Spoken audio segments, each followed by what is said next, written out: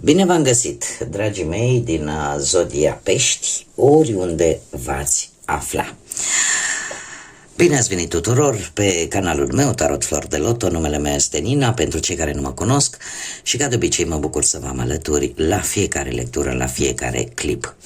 Azi voi încerca să fac așa o mică prelegere vis-a-vis de zodii și care este diferența în funcție de decani, dar haideți să o luăm cu începutul. Fiecare zodie în parte, la rândul ei, este împărțită în 3 decani, în 3 perioade. Ele, fiecare decan, sau fiecare perioadă, da, care este denumită decan, este guvernată de o anumită planetă, care desigur vine cu o anumită energie. De asemenea, au o importanță și fac o mică diferență între persoane născute sub același semn zodiacal, dar care totuși sunt diferite. Și bănuiesc că mulți dintre voi v-ați pus întrebarea: domne, eu sunt în Zodia Pești, am o anumită caracteristică, dar totuși cunosc persoane, uite, vedeți, alte persoane din Zodia Pești unde apar mici diferențe, ceea ce este perfect normal, mai ales că eu vorbesc acum la modul general. Desigur, dacă am luat în calcul un calcul al hărții natale astrale, atunci, la nivel personal, pentru fiecare persoană în parte, se va ține cont poate de ora nașterii, și nu că poate, sigur, se ține cont de ora nașterii, de locul nașterii și data nașterii, și atunci, într-adevăr, putem vorbi la nivel individual.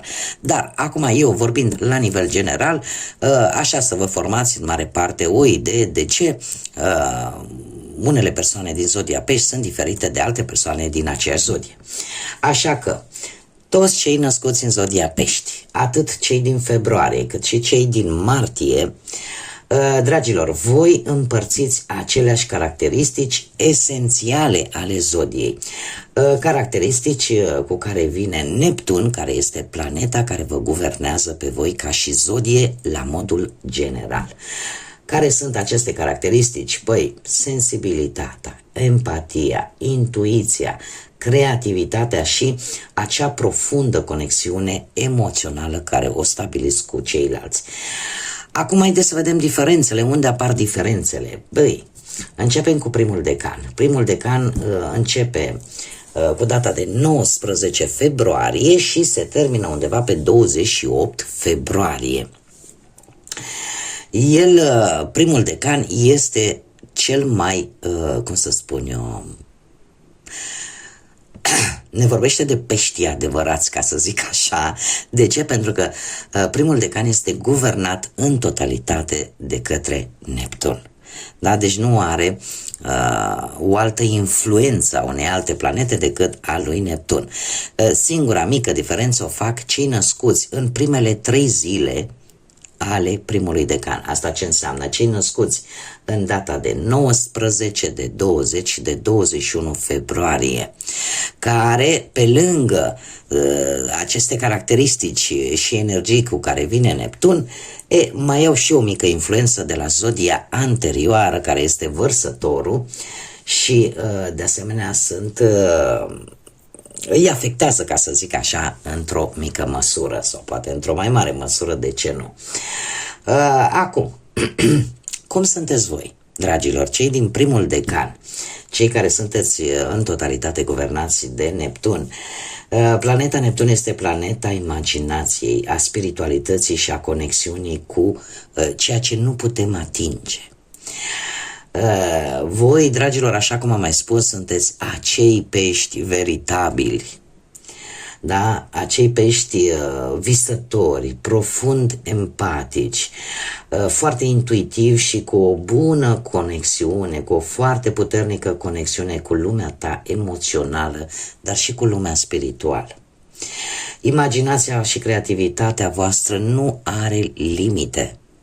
Și eu aș spune că asta face din voi să aveți un simț artistic și o înclinație către activități care vă permite să vă exprimați lumea interioară.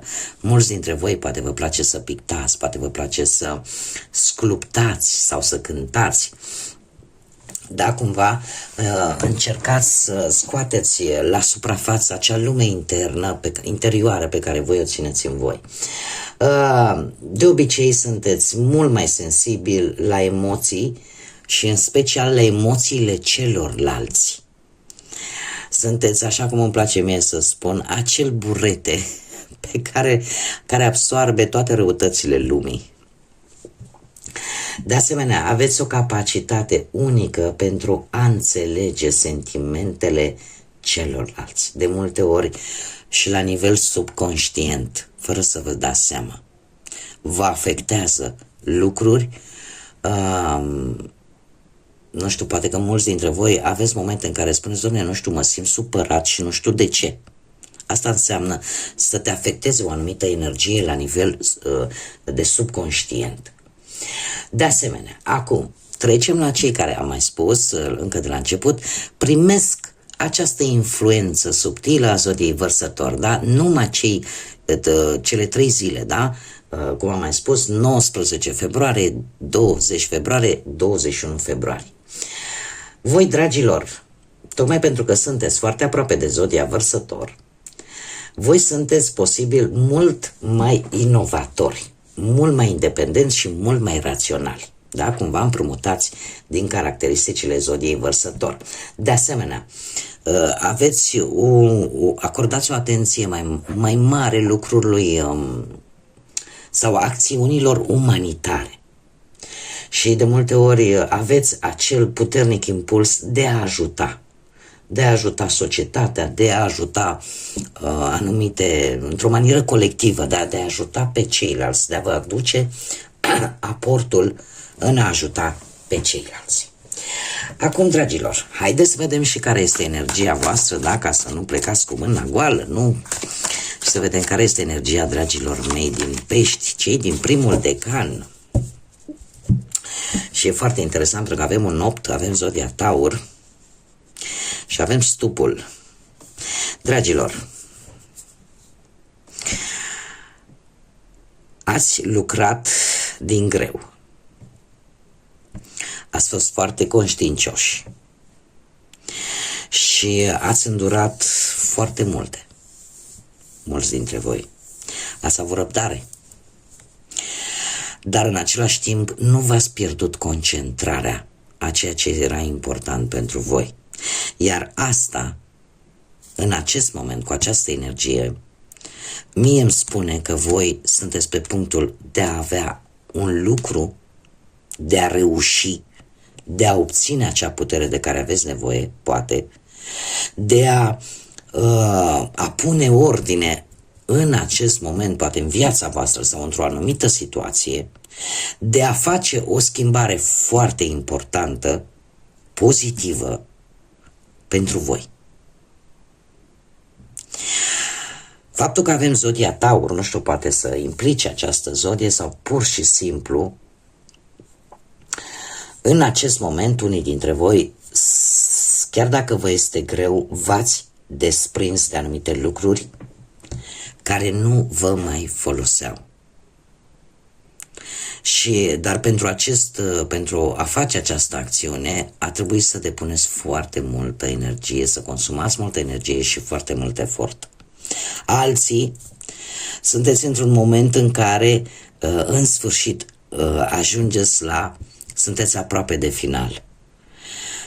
Alții poate vă dați seama că lucruri bune probabil pe care voi le-ați făcut în trecutul vostru, acum se întorc la voi într-un mod foarte karmic. Dar indiferent cum ar fi, am un sentiment de, cum să spun eu, e ca și cum cineva, unii dintre voi, în acest moment, poate aveți nevoie de un sprijin, poate aveți nevoie de un ajutor și dintr-o dată obțineți respectivul ajutor poate de la cine vă gândeați mai puțin. De ce? Pentru că din punct de vedere karmic, voi, cândva, la rândul vostru, ați ajutat pe alții. Și chiar dacă nu sunt aceleași persoane, cumva karma așa funcționează.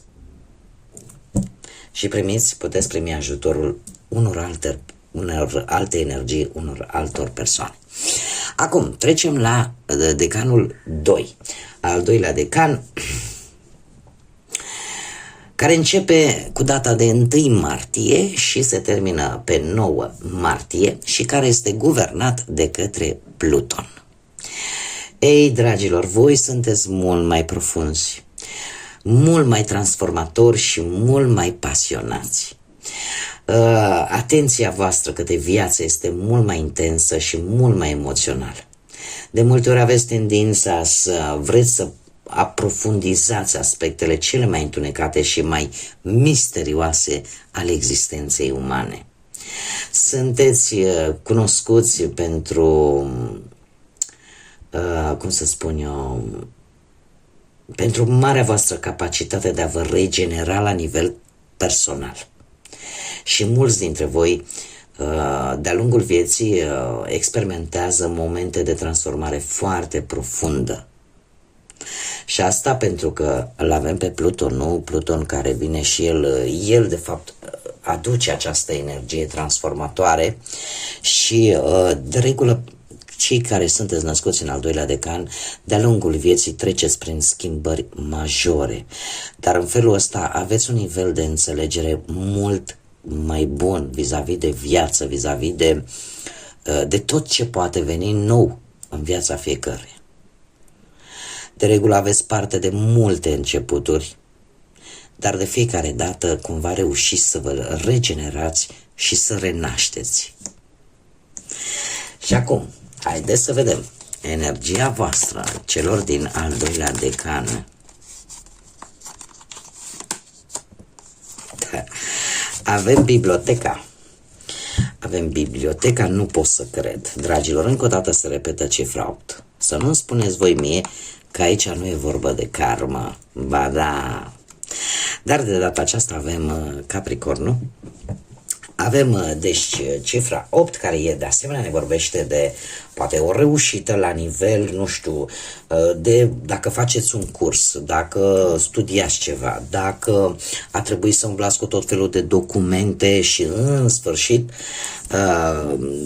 ați obținut ceea ce voi aveați nevoie, acea cunoaștere, acele informații, sunteți într-o permanentă căutare pentru a descoperi informații care să vă ajute. De asemenea, ne vorbește de anumite secrete care paradoxal se ascund la suprafață. Sunt vizibile, dar de multe ori știți cum e, că nu vedem pădurea de copaci. Unii dintre voi chiar sunteți puși pe fapte mari și poate chiar vreți să scrieți, să vă scrieți memoriile, de ce nu? Sau eu aș spune că oricum, indiferent cum o dăm, e un proiect pe termen lung, e un proiect de viitor care pe voi simțiți și sunteți conștienți că o să vă ajute. Da, și cu acest Pluton care îl aveți ca și guvernator, atunci lucrurile se pare că or să meargă din ce în ce mai bine. De ce? Pentru că este ceva nou, da? Este un nou început, o schimbare majoră.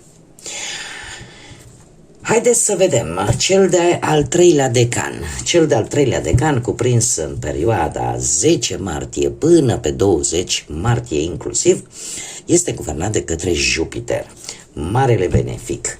Acești pești, dragilor, cu acest mare benefic Jupiter, sunt mult mai optimiști, mult mai expansivi și mult mai generoși. Au o mare credință în viață și în persoane și de obicei caută adevărul și înțelepciunea mai mult din propriile experiențe. De asemenea, aș spune că cei care sunteți născuți în ultimele 3 zile din acest decan și implicit al zodiei, și aici vorbim de 18, 19 și 20 martie, da, ultimele 3 zile, voi, dragilor, pe lângă aceste caracteristici, Mai vin și unele aduse de următoarea zodie care vine după voi, care este Berbecul. Așa că, dragilor, cei născuți, cum am mai spus, în ultimele 3 zile din al 3-lea decan și implicit al zodiei Pești, sunt mult mai activi, da? Pentru că au această influență a Berbecului, sunt mult mai impulsivi și cu o, cum să spun eu, cu atenție mult mai directă către viață. Cumva energia voastră se amestecă cu pasiunea Berbecului, ceea ce vă face să fiți un pic mai puțin visători decât în mod normal și mai mult orientați către acțiune. Da? Haideți să vedem pentru voi, dragilor, cu ce vine.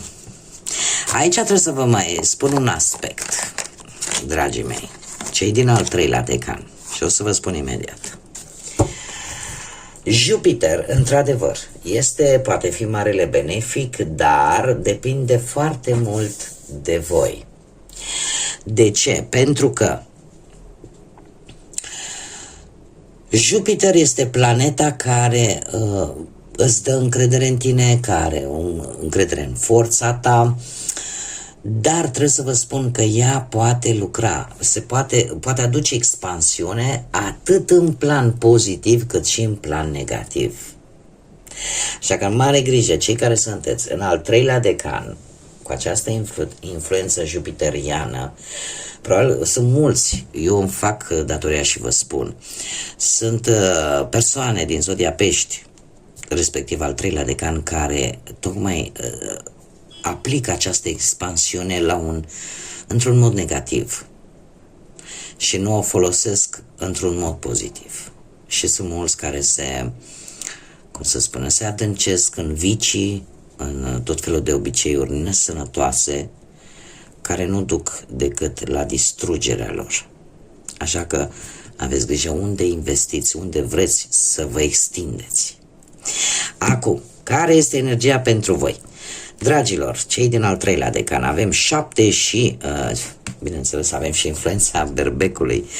Avem cherosenul. Cherosenul, știm foarte bine, este un combustibil care se folosește la avioane și eu, din câte știu, sper să nu mă înșel, e gazul nostru cu care cine a trăit pe vremea lui Ceaușescu știe bine că erau niște sobițe care mergeau cu gaz și cu care ne încălzeam. Dar mă rog, asta așa ca o mică paranteză. Dragilor, voi sunteți într-un moment în care vă simțiți puternici, vă simțiți cu o energie vai. Unii dintre voi vă aflați într-o situație destul de volatilă, care nu-i mai trebuie mult și care poate să explodeze în orice moment. Probabil că unii dintre voi sunteți chiar provocați. Ori de o situație, ori de anumite persoane, sunteți provocați tocmai ca să, cum să spun eu, să explodați, să faceți o greșeală, să deveniți agresivi, poate. Există cineva care e foarte determinat să aprindă fitilul, orică sunteți voi, orică este o altă persoană. Cert este că aici se cere foarte multă, nu știu cum să-i spun eu, reținere și multă înțelepciune. Pentru că aici e o situație foarte aprinsă care nu are nevoie de foarte mult ca să facă boom. Iar voi se pare că v-ați dat seama de acest lucru, pentru că numărul 7 mie asta îmi spune. Numărul 7 îmi vorbește de un puternic simț de observație. În același timp, 7 este un număr spiritual. E ca și cum intuiția te-ar fi ghidat, intuiția te-ar fi ajutat, sau poate visele, mai ales că eu aceste lecturi le fac la doar câteva zile după mare aliniere planetară de care v-am vorbit în lecturile anterioare. Pentru cine e curios, le poate urmări intrând pe canalul meu de YouTube, pe acest canal, la lista Tarot 2025, unde veți găsi lecturile de la mare aliniere planetară. Da? Unde se spune clar, zodiile de apă sunt cele mai ca să zic așa, nu neapărat oropsite, dar care vor percepe această energie atât de mare a fiecărei planete într-o manieră mult mai puternică. Așa că, dragilor, voi se pare că sunteți într-o situație căreia nu-i trebuie mult să explodeze, v-ați dat seama de acest lucru și de moment nu răspundeți, încercați să nu răspundeți la provocări. Acum, așa ca și o concluzie, dragii mei, atât cei născuți în februarie cât și cei născuți în martie, haideți să vedem cam care sunt diferențele. Cei născuți în februarie de obicei sunt mult mai visători, mult mai sensibili, mult mai carismatici și mult mai empatici, desigur, cu o puternică legătură cu lumea sa interioară și cu intuiția sa. Sunt de asemenea mult mai artistici, mult mai inclinați către arte, către partea spirituală și de asemenea au o profundă conexiune cu ceilalți la nivel emoțional. Cei care sunteți născuți în martie, dragii mei din Pești, voi sunteți mult mai profunzi, mai transformatori, aveți o capacitate de a experimenta și de a genera schimbări în viața emoțională mai bună decât cei din februarie. De asemenea, mai ales cei născuți în al doilea decan, de multe ori tindeți să fiți mult mai introspectivi și în căutarea unei, când aveți câte o problemă, încercați să-i căutați acel răspuns foarte profund.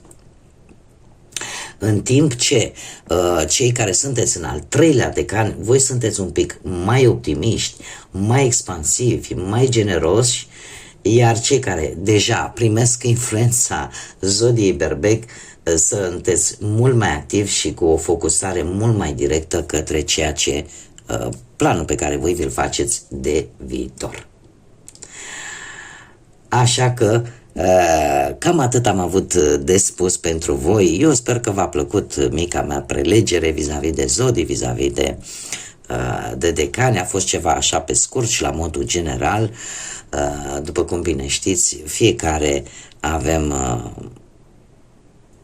cum să spun eu, factorii care ne influențează caracterul, dar eu zic că prinde bine să știm de ce suntem diferiți, chiar dacă suntem în aceeași zodie. Bun, dragii mei, până data viitoare, când ne vom reîntâlni la o nouă lectură, eu vă invit cu mare drag pe toți cei care încă nu v-ați abonat să ne întâlnim aici împreună, să vă abonați, este gratuit, cum de asemenea și like-uri, distribuiri și comentarii de asemenea sunt gratuite. Eu vă mulțumesc tuturor celor care ați făcut aceste mici gesturi, dar atât de importante în dezvoltarea acestui proiect, așa că nu uitați de toate aceste lucruri, cărora eu vă mulțumesc din suflet pentru ele și vă aștept cu mare interes la următoarele lecturi. Până data viitoare, când ne vom reîntâlni la o nouă lectură atemporală, cei care mă urmăresc știu despre ce vorbesc, numai bine vă doresc multă energie pozitivă și multă lumină în suflete și în gânduri. Așa că, dragilor, așa cum am spus, numai bine vă doresc și să fiți iubiți.